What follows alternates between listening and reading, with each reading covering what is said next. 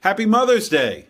We're glad you are here and could be with us today, and we hope your Mother's Day is a special time for you, your moms, and your entire family. So this is the final week of our series we're calling Face to Face. This series is all about celebrating the season of Easter by getting to know the person and the personality of Jesus. Now, a good question would be, how do you know the personality of Jesus? This is a very good question, and the answer is the Bible. Scripture reveals to us a very complete picture of the man Jesus, not only what he said and did, but who he was, what he was like, and even what he enjoyed. At a basic level, Jesus Christ was a leader with great vision. Through his ministry, he painted a vision of a better future for what could be and should be in the lives of his followers. To a people living in fear, Jesus cast a vision of living with dramatic faith and trust in God. In a culture where people thought their lives were meaningless and had no value, he told them that they were the light for the world and salt for the earth.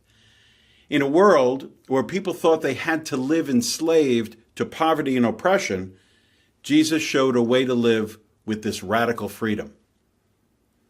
Everyone in the part of the world where he lived, a place called Galilee, had heard about Jesus because crowds followed him everywhere. He had a magnetic personality, and his revolutionary message no one had ever heard before. Wherever he went, people could feel the power of God come through him. Far from the meek and weak buddy Jesus that is sometimes portrayed, Jesus moved in power. Not everyone, however, liked him. Many people, especially the religious leaders, disliked and even hated him, mostly because they were jealous of his popularity and his success, and also they were furious that he wasn't very interested in their rigorous religious rules. Jesus wasn't only a force, he was a force for good. He healed people. He healed people of their blindness, their deafness. Because of him, lame people walked.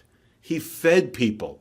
He challenged and encouraged people to let go of their prejudices and move beyond their selfishness. He dispensed a kind of wisdom that was more than uncommon. It was unparalleled, and it amazed and astonished people. He was definitely a great man.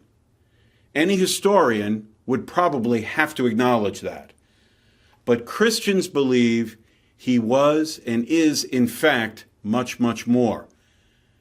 The religious leaders, conspiring with the Roman authorities, put Jesus to death.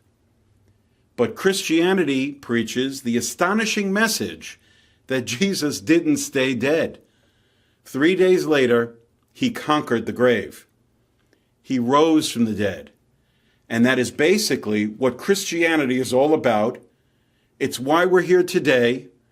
It's about a person and an event.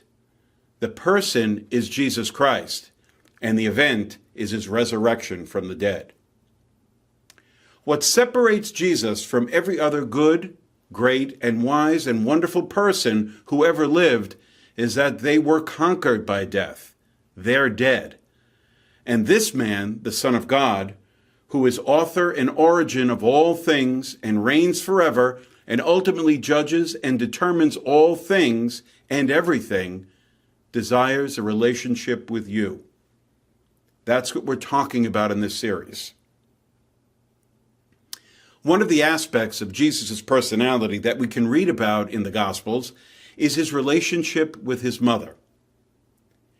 You can get to know a great deal about someone, especially a man, based upon how he treats his mother.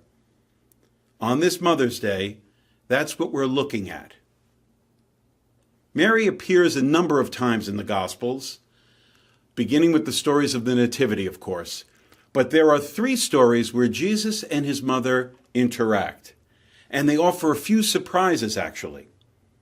The first story comes from the Gospel of Luke, at the time that Jesus was 12. Every year, Jesus and his parents would leave their little country town of Nazareth and go up to the big city of Jerusalem, for the feast of the Passover, together with a large group of friends and family. This particular year, when the feast ended, Jesus simply stayed behind in Jerusalem. But Jesus didn't tell his parents, and they didn't know it, apparently assuming that he was in some other group. It took them a whole day to figure out that he was missing. Now, if you're a parent, or you've been responsible for a child, you know what this must have felt like. There you are, alone in a store or a mall, and suddenly you can't find your child, and your heart goes into your throat and you panic. It is one of the worst feelings in the world. That's how Mary and Joseph felt. And given the violent society they lived in, they had every reason to be concerned.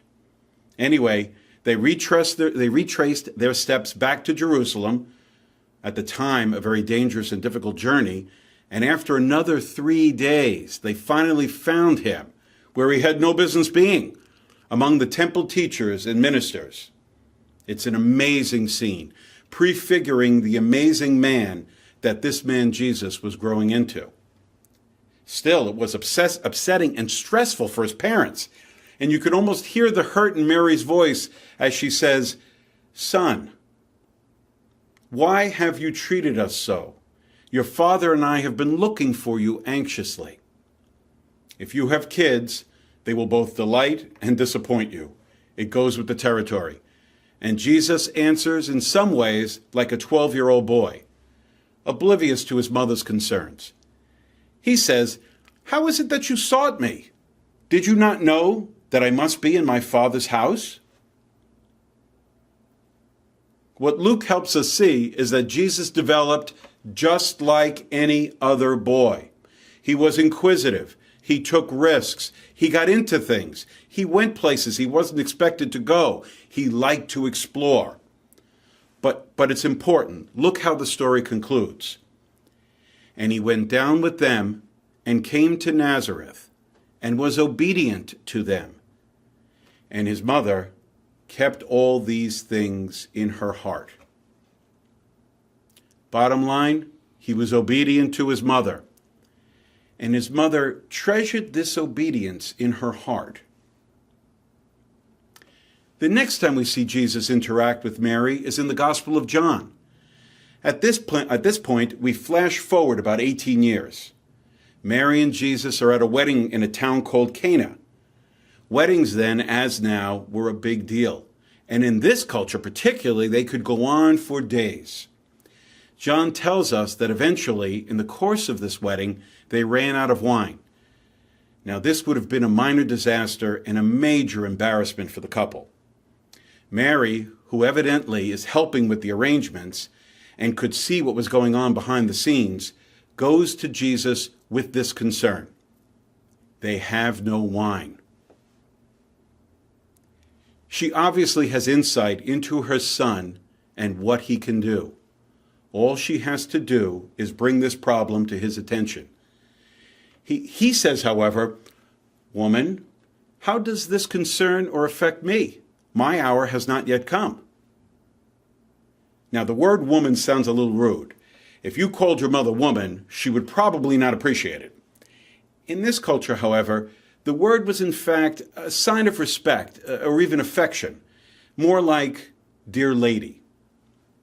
His answer reveals he has a very clear and deliberate time in mind for when his ministry was to begin and what he would accomplish when it started. He was a disciplined guy and a man with a plan. That's the personality of Jesus. He lived his life in a very deliberate way, and the exchange also reveals the profound bond between mother and son, because without hesitation and without further discussion, his mother said to the servants, "Do whatever he tells you." She knows what he can do, what he is capable of doing, and she knows he will do it for her. Those, by the way, are the last words Mary speaks in the gospel, and they serve as lasting advice to the whole church and to all of us. Do whatever he tells you. Not only does Jesus turn water into wine that night, it is a lot of wine. a superabundance and of an excellent quality. Once again, a snapshot into the personality of Jesus, revealing, obviously enough, his generosity. He was an abundantly generous person. This miracle stands at the beginning of Jesus' ministry. The next recorded encounter comes at a bookend, at the very end of his ministry. In fact, at the end of his life. It takes place as Jesus hangs on the cross. He's been whipped, he's been beaten, and he's been bloodied. And every word he spoke from the cross caused him enormous pain and suffering. John tells us, when Jesus saw his mother and the disciple whom he loved standing near, he said to his mother, "Woman, behold your son." Once again, with woman, this title is one of honor and respect. Then he said to the disciple, who was the gospel writer, St. John, "Behold your mother." Now, in that culture, women couldn't own property, and widows without sons were in a very precarious position, often cast into poverty and destitution. Jesus' last request and his final command concerns the care of his mother. Snapshot into the personality of Jesus. Notwithstanding the enormity of the situation he was in, he takes time to see that the details of his responsibilities and obligations are met. One can only imagine the distress and turmoil Mary must have been tempted into. But the Bible doesn't record any such reactions. Instead, she is quietly obedient to God's will. She stands and bears witness at the cross. There are 3 lessons we can learn in these episodes about Jesus and his personality and his relationship with his mother. First lesson, his relationship with his mother was real and authentic, and that means sometimes it got messy. That scene at the cross was a horrible messy. Moms everywhere can take heart from Mary that just because it gets messy with your kids, it's not just you. You're not a bad mom. It goes along with the job. Second lesson, we learn from Jesus and his mother. They were obedient to one another. When Jesus was a child and a teen, he was obedient to his mom. As an adult, he listened to her and took care of her. He was obedient to her. Now remember, he was God, and he was obedient to his mom. Think about that. And for her part, she was obedient to him. When everyone else fled and abandoned him, she did not. She obediently followed him to the cross. When a mom gets up in the middle of the night for that crying child, that is an obedience, which in turn earns her the obedience she later deserves from her children. Parents care for us as children. We in turn care for them when needed later in life. It is a kind of mutual obedience modeled by Mary and Jesus. Third lesson, these 2 people loved each other. Repeatedly, the Bible refers to Mary's heart. She treasured Christ and everything that concerned him in her heart. The Bible says, his mother treasured all these things in her heart. She treasured him. She knew he died for her. The story of Christ from Christmas to the cross is a love story, and mother and son are at the heart of it. This Mother's Day, if you're with your mom, or even if you're not, or even if she's no longer with you, treasure her.